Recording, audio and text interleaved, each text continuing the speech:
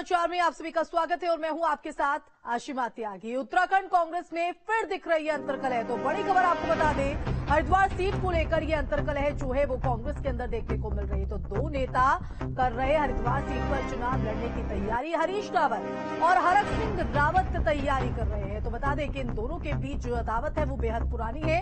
हालांकि कांग्रेस में हरक सिंह रावत के शामिल होने के बाद ये भले ही कम हो गई हो, लेकिन गाहे बगाए एक दूसरे पर तंज कसते हुए दोनों नेता नजर आते हैं। और अब हरिद्वार सीट को लेकर माना जा रहा है कि आने वाले वक्त में घमासान देखने को मिल सकता है। तो हरीश रावत चुनाव लड़ने का ऐलान पहले ही हरिद्वार सीट से कर चुके हैं, तो वही हरक सिंह रावत भी अंदर ही अंदर तैयारी में जुटे हुए हैं। तो 2024 की तैयारियों को लेकर उत्तराखंड में कांग्रेस ने भी तैयारी शुरू कर दी है, लेकिन कांग्रेस में व्यक्तिगत तौर पर ज्यादा जो फोकस है वो दिखाई पड़ रहा है। तो हरिद्वार सीट को लेकर कांग्रेस में रार देखने को मिल रही है। हरीश रावत जहां एक तरफ हरिद्वार सीट से लोकसभा चुनाव लड़ने का ऐलान कर चुके हैं और वक्त वक्त पर उनका कई मौकों पर ये दिलचस्पी भी हरिद्वार सीट को लेकर देखी गई है, वहीं दूसरी तरफ हरक सिंह रावत की बात करें तो हरक सिंह रावत भी हरिद्वार में अंदर ही अंदर तैयारी में जुटे हुए हैं। हालांकि खुलकर अभी दावेदारी पेश नहीं की है, मौका मिलने पर पीछे भी नहीं हटने की बात कह रहे हैं हरक सिंह रावत। अगर हरक सिंह रावत हरिद्वार सीट से चुनाव लड़ते हैं, अगर वो सीट उनके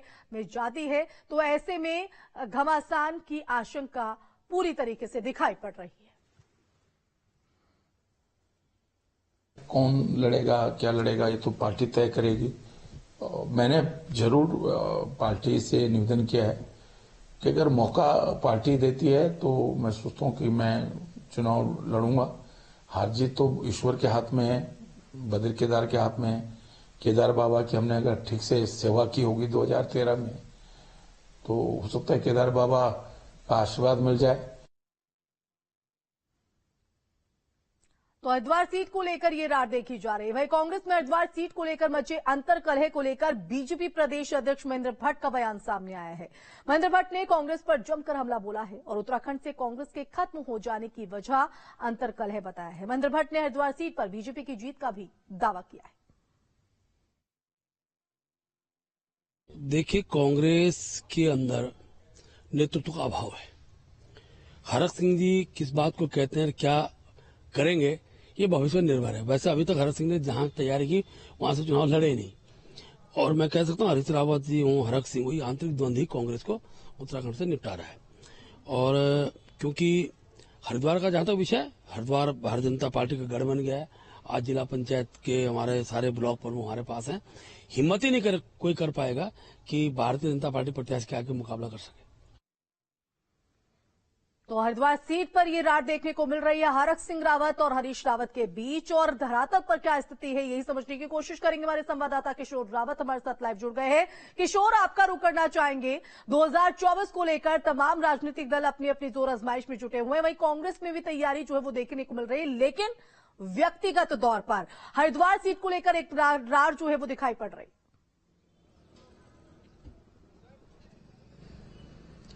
बिल्कुल, अभी 2024 के लोकसभा चुनावों में समय है, लेकिन कांग्रेस में अगर बात करें तो हरिद्वार सीट के लिए थोड़ी जंग यहां पर अंदरूनी तौर पर तेज हो गई है। हरक सिंह रावत जो चूंकि खुद विधानसभा का चुनाव नहीं लड़े थे, उन्होंने अपनी बहू को चुनाव लड़ाया था और ये उम्मीद की जा रही थी कि वो लोकसभा चुनाव की तैयारी करेंगे, क्योंकि इससे पहले जब वो कांग्रेस में थे तो उन्होंने वहां पौड़ी लोकसभा सीट से चुनाव लड़ा था। उसके बाद वो भाजपा में शामिल हो गए थे, फिर अब कांग्रेस में शामिल है। तो जाहिर सी बात है अब उनको हरिद्वार सीट नजर आ रही है, क्योंकि हरक सिंह रावत की जो एक्टिविटी है हरिद्वार लोकसभा में वो तेजी से बढ़ गई है। वो लगातार कार्यक्रम कर रहे हैं, लगातार कार्यकर्ताओं से मुलाकात कर रहे हैं। तो जाहिर सी बात है हरक सिंह ने खुद साफ कहा है कि उनकी इच्छा है वहां से चुनाव लड़ने की, और ये भी दावा पेश किया है कि लोकसभा अभी फिलहाल अगर सीटों की बात करें तो मुश्किल परिस्थितियों में उनका चुनाव लड़ने का तरीका अलग है और वो चुनाव जीत के आएंगे। लेकिन हरीश रावत की बात करें, पूर्व मुख्यमंत्री है, वो भी विधानसभा चुनाव हारे हैं। और दूसरी अगर बात करें तो उनकी बेटी हरिद्वार ग्रामीण से विधायक है।